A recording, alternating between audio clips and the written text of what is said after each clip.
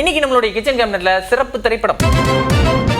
நேர்களே, நாம இன்னைக்கு பார்க்க போற திரைப்படம் அசெம்பிளி டாக்கீஸ் பெருமிடன் வழங்கும் யாவரும் சொல்பவரே. சபை கூடின காலத்துல ஒரு நாள் கூட பேசலையேன்னு எதிர்கட்சி தரப்பு ஆதங்கப்பட அதற்கான விடையை சபை நாயகர் சொல்ல அதையே ஒரு படமா எடுத்திருக்கிறாரு இயக்குனர் மைக் பாண்டி. சட்டசபையில கடுமையா போராடி எதிர்கட்சி வரிசையில துணைத் தலைவர் நாற்காலியை பிடிச்ச நாயகன் களத்துல குதிப்பதா முதல் காட்சி வச்சிருக்காங்க. இந்த சட்டசபையில என்ன நடந்தது? இந்த கள்ளக்குறிச்சி சம்பவம் மக்களுடைய உயிர் பிரச்சனை. அதுக்கு நாங்கள் எங்கள் எதிர்கட்சி தலைவர் கவன ஈர்ப்பு தீர்மானம் கேட்குறாரு. 55 விதி எண் 55 கொடுங்கன்னு கேட்குறோம். சபாநாயகரை அனுமதிக்கலை. கேள்வி நேரத்துக்கு பிறகு தான் நாங்கள் கவன ஈர்ப்பு 0 ஹவர் எடுக்க முடியும்னு சொல்கிறாங்க. உடனே நாங்கள் 56 விதி எண் 56 எங்கள் மாண்புமிகு எதிர்கட்சி தலைவரே கோரிக்கை வைக்கிறாரு. ஒரு சட்டமன்றத்தில் ஒரு எதிர்கட்சி தலைவருக்கே பேச வாய்ப்பு இல்லைன்னா அப்புறம் யாருக்கு தான் பேச வாய்ப்பு கொடுப்பீங்க? அது கேள்வி நேரம் பலமுறை நம்ம ஒத்தி வச்சுருக்கிறோம். அதுக்கு முன்மாதிரி இருக்குது. அது சபாநாயகருக்கும் தெரியும், முதலமைச்சருக்கும் தெரியும், அங்கே இருக்கிற அமைச்சர் பெருமக்களுக்கும் தெரியும். அங்கே இருக்கிறவங்க எல்லாருமே 1 முறை 2 முறை சட்டமன்ற உறுப்பினர் வந்தவங்க இல்லை, 9 முறை 10 முறை வந்தவங்க. அவங்களுக்கு விதி தெரியாதா? இது ஒரு முக்கிய பிரச்சனை, பேசணும்னு முதலமைச்சர் சபாநாயகர்கிட்ட சொல்லணும்ல. அப்போ தானே சபாநாயகர் அதை நடுநிலையோடு நடப்பார். எப்போதெல்லாம் குற்றம் குறை சொல்லணும், அதற்கான சட்ட விதிகள் என்னென்னு சபை நாயகர் விளக்கம் சொல்லுவதா அடுத்த காட்சி நகருது. இல்லை, அவங்க சட்டமன்றத்தில் உட்காந்து பேசணும். அதுதான் கள்ளக்குறிச்சி விவகாரம்னு சொன்னால் அவங்களுடைய பிரதான எதிர்க்கட்சியுடைய பதிவுகள் ஒன்றுமே இல்லை. வருத்தம் தான் எங்களுக்கு. நாங்கள் கூட அவங்க ஒத்திவைப்பு தீர்மானம் அவங்க கேட்குறாங்க. நீங்கள் 21ஆம் தேதி அசம்பிளியில் அவங்க எங்களுக்கு ஒத்தி வைக்கணும்னாங்க. 21 தரல, 22 தரல, 24 தரல, 25ஆம் தேதி வரைக்கும் ஒத்திவைப்பு தீர்மானம் எழுதியே தரல. 25ஆம் தேதி தான் தந்தாங்க. நம்ம என்ன செய்ய முடியும்? அசம்பிளினாக்கி அதுக்கு ஒரு ப்ரொசீஜர் இருக்கு. சட்டப்படி, இந்திய அரசியலமைப்பு சட்டப்படி, பேரவை விதிப்படி தான் சட்டமன்றம் கூடும். காலையிலே கேள்வி நேரம்.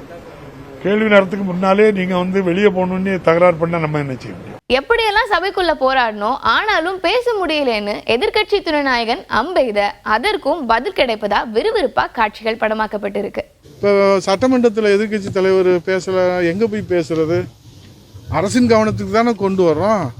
அதில் தவறு இருந்தால் நீங்கள் அவை குறிப்பிலேருந்து நீக்கிடுங்க. உங்களுக்கு அதிகாரம் இருக்குல்ல. பேரவைத் தலைவருக்கு அதிகாரம் இருக்குது. அவை முன்னவர் இருக்கிறாரு, அமைச்சர் பெருமக்கள் இருக்கிறாங்க. யார் வேணாலும் ரைஸ் பண்ணலாம். இது விதிக்கு புறம்பா இருக்கு, உண்மைக்கு மாறா இருக்கு, இது ஏற்றுக்கொள்ள முடியாதுன்னு அவை குறிப்பிலிருந்து நீக்கிருங்க. ஆனா பேசவே கூடாதுன்றது என்ன ஜனநாயகம்? வார்த்தை போர் தொடர எந்த பக்கம் முடிவு கிடைச்சதுன்னு தெரியாமலேயே பட முடியுது. தனிப்பட்ட முறையில் அவங்களுக்குள்ள சில பிரச்சனைகள்ல இது நடக்கிறது உங்களுக்கு தெரியாததா?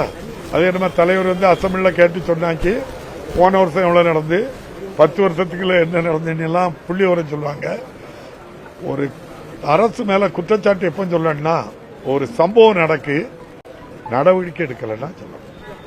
அடுத்த நிமிடமே நடவடிக்கை எடுத்து யாரா இருந்தாலும் அவங்க மேல வழக்கு பதிவு செய்து சரியான நடவடிக்கை எடுக்க நீதிமன்றம் முன்னு நிறுத்துறாங்க. அதான் அவ்வளவுதான். மொத்தத்துல யாவரும் சொல்பவரே எதிரும் புதிரும். Bun butter jam. ஏங்க பசிக்குதா, சாப்பிட போறீங்களா அப்படின்னு ஒரு படம் வருது. அதாவது பிக் பாஸ்ல ராஜு அப்படின்னு சொல்லிட்டு ஒரு பார்ட்டிசிபேட் பண்ணார்ல. ஆமாமா. அவர் நடிச்ச படத்தோட ஃபர்ஸ்ட் லுக் போஸ்டர் ரிலீஸ் ஆயிருக்கு.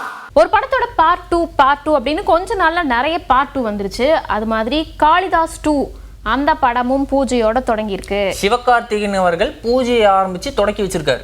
படத்துல பரத் அவர்கள் நடிக்க போறாரு. ஏன்னா காளிதாஸ் படத்திலையும், அதாவது இதுக்கு முன்னாடி வந்த காளிதாஸ் படத்திலையும் பரத் அவர்கள் தான் நடிச்சிருந்தாரு. போலீஸார் நடிச்சிருப்பாரு. படம் பயங்கரமா த்ரில்லரா, ஒரு மாதிரி இன்வெஸ்டிகேட்டிவா இருக்கும். இந்த படம் எப்படி இருக்கும், என்ன ஜானர் இருக்க போகுது அப்படின்னு நமக்கு தெரியல. ஒரு கடலுக்குள்ள ஒரு போட்டு, அந்த போட்டுக்குள்ள ஒரு 10 பேர், அந்த 10 பேருக்கு ஒரு ஆபத்து வருது. என்ன ஆபத்து? ஒரு கடலுக்குள்ள ஒரு போட்டு. போதும் தெரிஞ்சிருச்சு. போட்டு அந்த அனௌன்ஸ்மெண்ட் டீசர் அதை தானே சொல்லிட்டு இருக்கீங்க. அதேதான். சிம்புதேவன் அவர்களினுடைய இயக்கத்துல போட் அப்படிங்கிற படம், யோகி பாபு உள்ளிட்ட நிறைய பேர் நடிச்சிருக்காங்க. இந்த படத்தோட டீசர்லாம் பார்க்கும்போது ஏதோ 80 வருஷத்துக்கு முன்னாடி நடந்த 80 வருஷத்துக்கு முன்னாடி இந்தியாவில் அப்படிதான் இருக்கும். அந்த போட்டு கடல அவங்க பேசுறது அந்த காஸ்டியூம் எல்லாம் பார்க்கும்போது அப்படியே பழைய காலத்துக்கு போன மாதிரி இருக்குது. பழைய காலத்துக்கு போன மாதிரி இல்ல, பழைய காலத்துல நடந்த கதையை தான் எடுத்திருக்காங்க. சிம்புதேவன் அப்படின்னாலே வந்து அவர் ஆல்ரெடி வந்து அந்த மாதிரி ஃபேண்டசி மூவிஸ் எடுக்கிறதுல வந்து கில்லாடி. ஏற்கனவே புலி படம் எடுத்திருக்காரு, அதுக்கு முன்னாடி 23 புலிகேசி எடுத்திருக்காரு. அதே மாதிரி இது யோகி பாபு அவர்களுக்கு ஒரு முக்கியமான படமா இருக்கும் அப்படின்னு சொல்லி நினைக்கிறாங்க. நம்மளுடைய இந்திய கிரிக்கெட் அணியோட யாக்கர் கிங் நட்ராஜ் அவர்கள் நிறைய விஷயங்கள் பேசியிருக்காரு. என்னதான் இருந்தாலும் ஒரு சன்ரைஸ் ஹைதராபாத் அணியில் தான் இருக்கிறாரு. சிஎஸ்கேல விளையாண்டா நல்லா இருக்கும் அப்படின்னு நம்மளும் ரசிகர்களும் பல நாளாக சொல்லிட்டு தான் இருந்திருப்போம். அவருக்கும் அந்த ஆசையெல்லாம் இருக்குது போல. எல்லாருக்கும் அந்த கனவு இல்லை, நிறைய கிரிக்கெட்டர்ஸ் இப்போ தமிழ்நாட்டில் இருந்தாருன்னா சென்னை சூப்பர் கிங்ஸ் காணணும்னு ஆசை.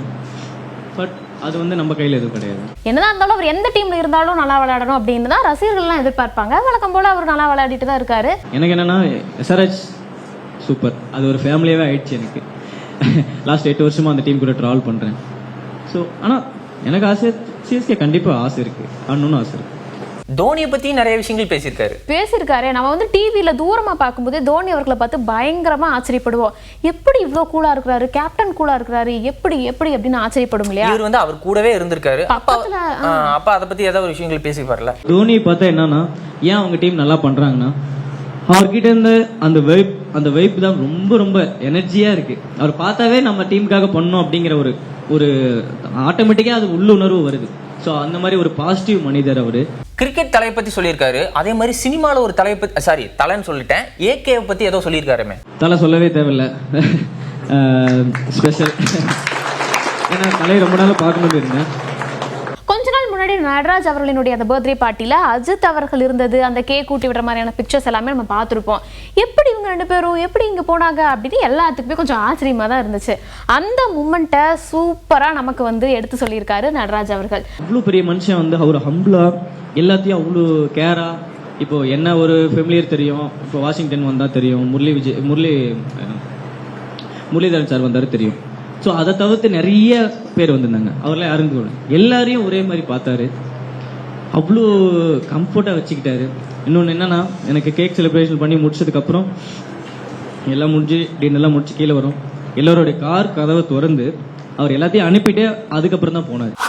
இன்னைக்கு கிச்சன் கார்னர்ல நிறைய சுவாரஸ்யமான விஷயங்களை நீங்க பார்த்திருப்பீங்க அப்படின்னு சொல்லி நாங்க நம்புறோம். இதே மாதிரி திங்கள் முதல் வெள்ளி வரை இரவு 9:30 மணிக்கு நம்மளோட புதிய தலைமுறை தொலைக்காட்சியில கிச்சன் கேபினட் நிகழ்ச்சியை கண்டிப்பா பாருங்க. நன்றி, வணக்கம்.